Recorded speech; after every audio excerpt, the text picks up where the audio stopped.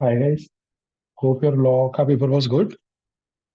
This video is for those people जो लोग intermediate में सिर्फ एक ग्रुप अपीयर कर रहे हैं, दैट इज ग्रुप वन. ठीक है, लॉ के बाद नेक्स्ट पेपर है अपना फाइनेंशियल अकाउंट्स, जो कि परसों है. तो हमारे पास पूरे 2 दिन है, तो 2 दिन is more than enough to revise entire FA. पूरा आराम से हो जाएगा. हमें उसको थोड़ा सिस्टमैटिक वे में जाना है, ज्यादा लोड नहीं लेना है. तो सबसे पहले हम क्या करेंगे ऑन द एग्जाम डे, मतलब आज आप लॉ का पेपर जाओ देखे जाओगे घर पे शाम को 5 बजे. उसके बाद आप क्या कर सकते हो, कीप इट बिट लाइट. तो वहां पे हमने इजी टॉपिक्स रखे हैं. सबसे पहला है depreciation, then rectification, then bank reconciliation and last में बैड डेट प्रोविजनिंग का एक छोटा टॉपिक. इन सभी चैप्टर्स में हमें करना क्या है, हमें एक दो एग्जांपल्स हर एक वैरायटी के देख लेंगे.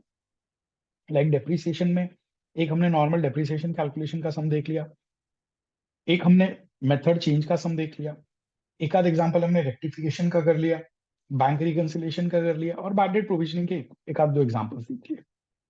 इतना आपको कर लेना है and then take a good sleep. आराम से करो और हर एक चैप्टर में से एक दो एग्जांपल से पिक करना. ज्यादा लोड लेके करोगे, पूरा करने जाओगे नहीं होगा. Once you get up next day morning, सबसे पहले ब्रांच का चैप्टर उठा लो. ब्रांच में अपनी जो भी मेथड्स है डिपेंडेंट ब्रांच की, वो सारी गो थ्रू कर लो. ठीक है, डिपेंडेंट ब्रांच की अपनी तीनों मेथड्स गो थ्रू कर लो. इंडिपेंडेंट ब्रांच टाइम परमिट करेगा तो लास्ट में हम कर सकते हैं. Then go to departmental accounts, then go to leasing. Leasing तो छोटा सा ही चैप्टर है, एक बार गो थ्रू कर लेंगे. बिल्स ऑफ एक्सचेंज करना, that is an important topic. Then we will move to partnership. Partnership हम क्या करेंगे, एक सम डिसोल्यूशन का, एक रिटायरमेंट, एक एडमिशन. जब आप डिसोल्यूशन कर रहे हो तो विथ एंड विदाउट इंसॉल्वेंसी दोनों तरीके के एक एग्जांपल्स कर लेना.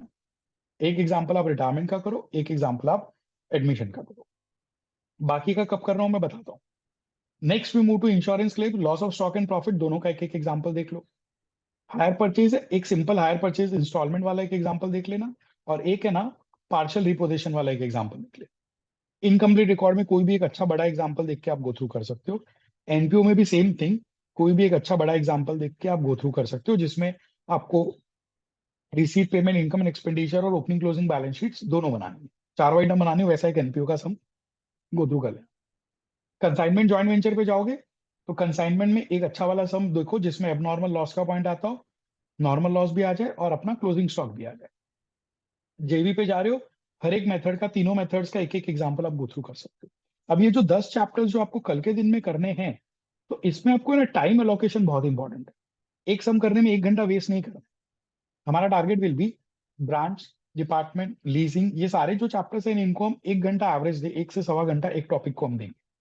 पार्टनरशिप को हम थोड़ा अच्छे से देंगे, 2 घंटे हम पार्टनरशिप को दे सकते हैं, रिमेनिंग टॉपिक्स को हम 1 घंटा दे सकते हैं. तो एवरेज कल के दिन के लिए आपका अप्रॉक्स 12-13 आवर्स का ये स्टडी शेड्यूल हो गया.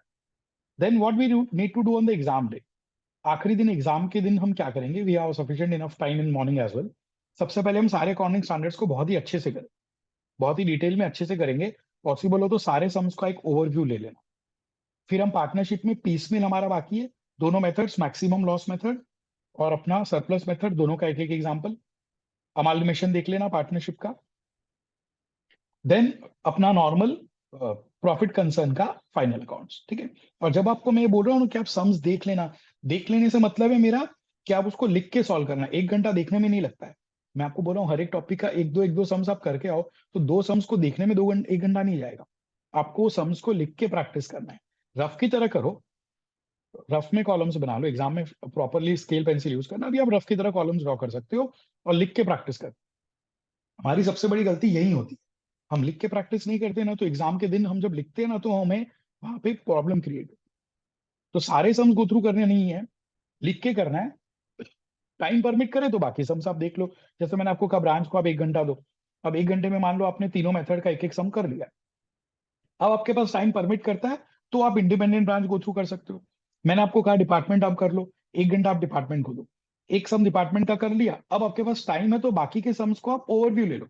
जो एक या दो सम्स में जो बोल रहा हूँ ना वो लिख के करना, और रिमेनिंग आप ओवरव्यू लेके कर सकते हो. ठीक है. So this is how you can practice in all those chapters. Okay. So with this you will be able to just a sequence. Exam में इसी सीक्वेंस में आएगा ऐसा नहीं है, but this is a flow, ताकि हमें सोचना नहीं पड़े कौन सा चैप्टर करूँ कौन सा नहीं करूँ.